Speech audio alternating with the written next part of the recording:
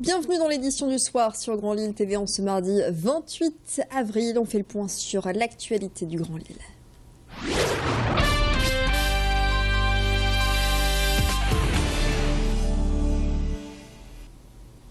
Et les tout derniers chiffres font état de plus de 4300 morts au Népal après le séisme. 2 Français font partie des victimes, un couple qui était en vacances. Près de chez nous, 10 pompiers volontaires ont pris la direction de Katmandou. Ils font partie du groupe Secours Catastrophe français basé à Villeneuve-d'Ascq. Leur mission, retrouver des victimes coincées sous les décombres grâce à du matériel poussé de géolocalisation et des capteurs ultra sensibles. Les prochaines heures seront cruciales pour tenter de retrouver des survivants et sur place, les équipes travaillent dans l'urgence. Nous avons joint par téléphone le responsable communication de ce groupe de secouristes pour plus d'explications sur les opérations en cours. En fait, on travaille avec les autorités népalaises. On n'est pas dirigé vers des zones françaises ou européennes, c'est vraiment sur Katmandou même. Et là, normalement, aujourd'hui, ils doivent se rendre sur l'épicentre, situé à 70 km, dans une zone où pour l'instant très peu d'ONG et de sauveteurs ont pu accéder à cause des routes en très mauvais état. Et le GSCF, le groupe de secours catastrophe français, est une ONG humanitaire des sapeurs-pompiers. Une opération comme celle-ci est estimée à 15 000 €. Pour faire un don, rendez-vous sur le site internet www.gscf.fr. Face à l'urgence humanitaire, la Fondation de Lille, elle aussi, a lancé un appel aux dons pour financer ces opérations et notamment le projet FOSI. Grâce aux dons déjà récoltés, une première mission va permettre à l'association FOSI, France Aide Urgence Secours International, d'envoyer 6 sapeurs-pompiers, un infirmier, un anesthésiste ainsi que 2 chiens. Et en fin de semaine, une seconde mission sera consacrée à l'acheminement d'eau potable pour les rescapés. Explication au micro de Rémi Pem. Nous avons lancé un appel à dons auprès des particuliers, des habitants du Nord-Pas-de-Calais, mais aussi auprès des collectivités territoriales qui généralement se mobilisent et versent des fonds à la Fondation de Lille. Et puis aussi, nous lançons un appel aux entreprises de la région qui souhaitent apporter leur contribution. Ça va nous permettre de lancer très rapidement des actions, et notamment la première mission qui part cet après-midi, une mission de l'association FOSI, composée de sapeurs-pompiers et sauveteurs professionnels et qui partent là-bas pour apporter leur contribution au secours déjà en place sur le terrain. La Fondation de Lille, reconnue d'utilité publique et qui a été créée en 1997 par l'ancien maire de la capitale des Flandres, Pierre Mauroy. Voilà ce que l'on pouvait dire sur cette aide qui s'achemine vers le Népal, cette aide internationale qui provient notamment de chez nous, de la métropole lilloise. Allez, on poursuit ce flash dans un tout autre domaine, celui des nouvelles technologies, avec une enseigne nordiste qui se modernise.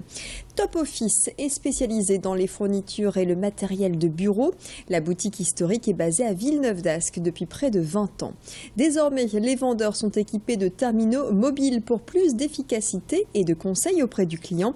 Ils peuvent ainsi consulter notamment les stocks en temps réel.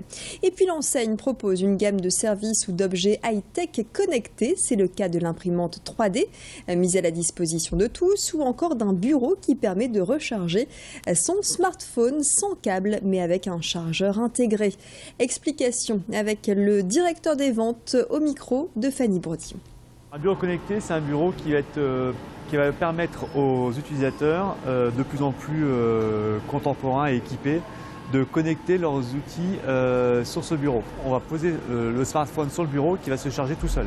Deuxième connexion, parce qu'on a tous marre des fils pour relier à notre ordinateur quand on a des ordinateurs et d'avoir des rallonges. Sur ce bureau, je vais retrouver une prise sur laquelle je peux brancher pour mettre ma lampe, pour mettre un autre chargeur, et j'ai aussi des prises pour me relier à mon ordinateur.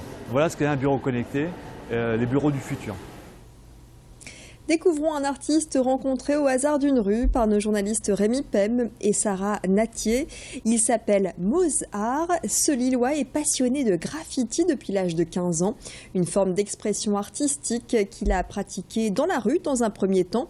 Et depuis quelques années, il se distingue par son travail au pochoir dans son atelier sur des toiles, mais pas que. Sa passion, il l'exerce de manière tout à fait originale sur des poubelles publiques. En moins de 2 ans, Mozart a relooké plus de 200 poubelles sur la métropole lilloise et n'a reçu aucune plainte des propriétaires. Au contraire, les commentaires sont positifs. Pour l'artiste, c'est une façon d'exposer son travail dans une immense galerie à ciel ouvert. Moi j'ai trouvé ça sympa d'essayer de changer un petit peu et de partir sur les poubelles, puisque c'est un mobilier assez moche qui est souvent dégradé déjà par des tags, etc. Donc je pense pas vraiment dégradé, puisque globalement ce que je fais c'est plutôt beau. Et ça, c'est le retour que j'en ai des gens. Que des retours positifs, jamais personne ne s'est plaint. Et il y a même des gens qui, parce que je ne demande pas l'autorisation spécialement aux gens, je prends leur poubelle devant chez eux, je la peins et puis je la remets devant chez eux, quoi. Et il y a des gens qui m'ont même recherché via Facebook, via les réseaux sociaux, etc. Rien que pour pouvoir me dire merci en fait. Ça ramène un peu de joie et un peu de. Il y a beaucoup de grisaille à Lille, hein, on le sait, hein, donc un peu de soleil même quand il pleut. Et puis on termine par ces images et ces passagers de l'aéroport de Lille-Léquin qui ont eu une bonne surprise ce midi en montant dans l'avion qui les emmenait à Rhodes en Grèce. Ils ont tout simplement été accueillis par Miss France en personne. Camille Serre était de retour dans sa région, le temps d'une opération commerciale avec une compagnie aérienne dont elle est la marraine, une compagnie qui vantait ici les mérites d'un nouvel appareil composé de 190 sièges. Une belle surprise pour les passagers et le sourire de Camille Serre qui leur a souhaité de bonnes vacances. Image signée Fanny Bourdillon.